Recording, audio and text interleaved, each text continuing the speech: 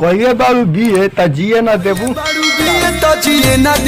अभी ना केला करू जी के गाना रिलीज होई बा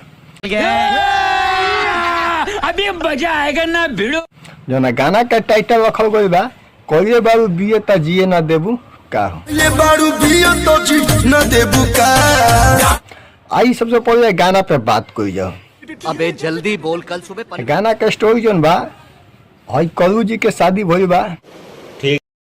लड़की पढ़ल लिखल भाई तब भाई साहब जोन काम धाम होला ना घर के सब भैया से कहा बताई गजब बेइज्जती है। तो उहे भैया कहता है कि कोई बारू बीए त जिए ना देबू का हो।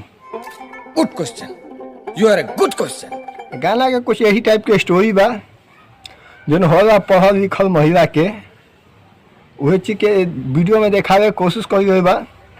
गाना काफ़ी बेहतरीन बा, गाना में कहीं से कोनो कमी बा ना, गाना फुल इंटरटेनिंग बा।